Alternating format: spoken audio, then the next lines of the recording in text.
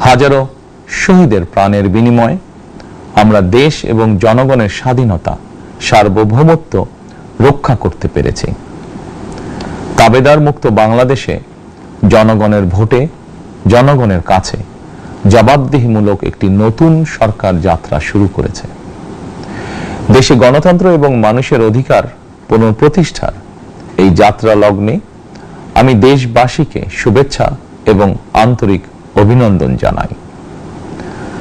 স্বাধীনতা প্রিয়, গণতান্ত্রিক আমি প্রিয়। জনগণের কারণেই দেশে আবার মানুষের অধিকার, সম্মান এবং মর্যাদা পুনঃপ্রতিষ্ঠার সুযোগ সৃষ্টি হয়েছে। আমি দেশবাসীর উদ্দেশ্যে একটি বার্তা দিয়ে বলতে চাই, মুসলমান, হিন্দু, বৌদ্ধ, খ্রিস্টান তথা দল, মত, ধর্ম, বর্ণ নির্বিশেষে পাহাড়ে কিংবা সমতলে বসবাসকারী এই দেশ আমাদের সবার। প্রতিটি নাগরিকের জন্যই এই দেশকে আমরা একটি নিরাপদ ভূমিতে পরিণত করতে চাই। একটি স্বনির্ভর, নিরাপদ, মানবিক, গণতান্ত্রিক বাংলাদেশ প্রতিষ্ঠাই বিএনপি সরকারের লক্ষ্য। প্রিয় দেশবাসী,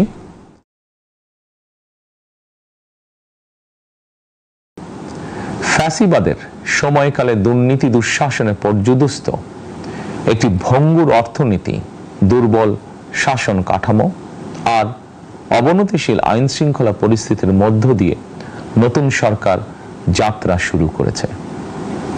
আইন শৃঙ্খলা পরিস্থিতির উন্নয়ন এবং কঠোরভাবে দুর্নীতি নিয়ন্ত্রণের মাধ্যমে জনগণের মনে শান্তি, নিরাপত্তা ফিরিয়ে আনাই হচ্ছে আমাদের সরকারের প্রধান অগ্রাধিকার। সারা দেশে জুয়া এবং মাদকের বিস্তারকেও বর্তমান সরকার আইন শৃঙ্খলা অবনতির অন্যতম কারণ বলে চিহ্নিত করেছে। সুতরাং জুয়া এবং মাদক নিয়ন্ত্রণে আইন শৃঙ্খলা বাহিনী সব রকমের কঠোর পদক্ষেপ গ্রহণ করছে। জনজীবনে শান্তি ও নিরাপত্তা নিশ্চিত করতে সরকার সর্বোচ্চ উদ্যোগ গ্রহণ করছে। দেশের প্রতিটি সাংবিধানিক এবং সরকারি বেসরকারি প্রতিষ্ঠান চলবে বিধিবদ্ধ নীতি নিয়মে। দলীয় কিংবা রাজনৈতিক প্রভাব, প্রতিপত্তি অথবা জোর জবরদস্তি নয়। আইনের শাসনই হবে রাষ্ট্র পরিচালনার শেষ কথা। প্রিয় দেশবাসী, আগামীকাল থেকে সারা দেশে শুরু হতে যাচ্ছে পবিত্র মাহে রমাদান। আমি দেশবাসীকে পবিত্র মাহে রমাদানের শুভেচ্ছা জানাই। রমাদান আত্মশুদ্ধির মাস।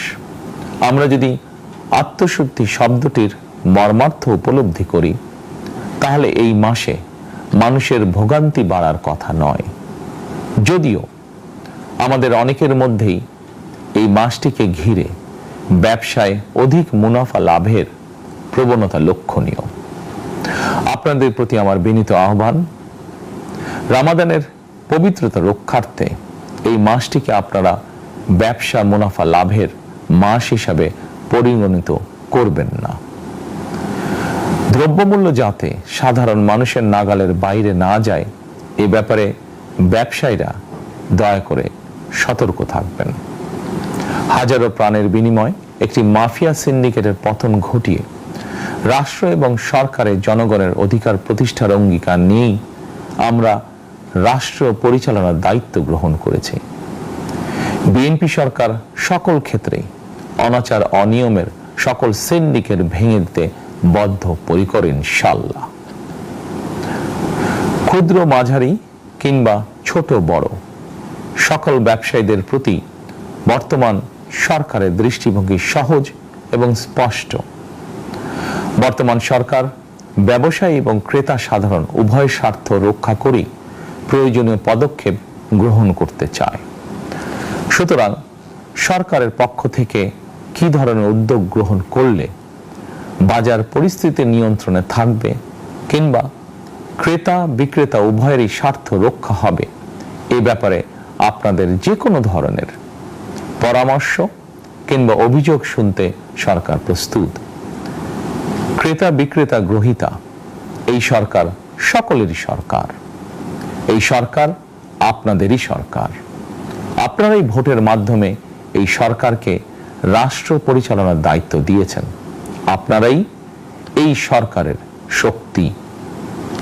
প্রিয় দেশবাসী, পবিত্র রমাদান মাসে রোজাদারগণ বিশেষ করে ইফতার, তারাবি, সেহরি এই সময়গুলোতে নিরবিচ্ছিন্নভাবে গ্যাস, পানি ও বিদ্যুৎ সরবরাহ পেতে চান। এই বিষয়টি নিশ্চিত করতে এরই মধ্যে আমি সংশ্লিষ্ট কর্তৃপক্ষকে নির্দেশনা দিয়েছি। অপচয় রোধ করে কৃচ্ছ্রতা সাধন প্রতিটি মুসলমানের ইমানি দায়িত্ব। অফিস আদালতে বিনা প্রয়োজনে কিংবা প্রয়োজনের অতিরিক্ত গ্যাস, বিদ্যুৎ, পানি খরচের ব্যাপারে সচেতনতা অবলম্বন করাও ইবাদতেরই অংশ বলেই আমি মনে করি। দেশের সকল সরকারি, বেসরকারি কর্মকর্তা, কর্মচারী এবং জনসাধারণের প্রতি কৃচ্ছ্রতা সাধনের আহ্বান জানানোর আগে আমি সরকারের মন্ত্রী এবং বিএনপি সংসদ সদস্যদেরকে দিয়েই একটি দৃষ্টান্ত স্থাপন করতে চেয়েছি। বিএনপি সংসদীয় দলের প্রথম সভাতেই আমরা সিদ্ধান্ত নিয়েছি, বিএনপি থেকে নির্বাচিত কোনো সংসদ সদস্য সরকারি সুবিধা নিয়ে ট্যাক্স ফ্রি গাড়ি আমদানি করবেন না এবং প্লট সুবিধাও নেবেন না। আমি আপনাদের সামনে বলেছিলাম, রাষ্ট্র পরিচালনার সুযোগ পেলে বিএনপি সরকার মহানবীর ন্যায়পরায়ণতার আদর্শ অনুসরণ করবে। আমি মনে করি বিএনপির সংসদীয় দলের এই সিদ্ধান্ত ন্যায়পরায়ণতার আদর্শেরই একটি অন্যতম প্রতিফলন।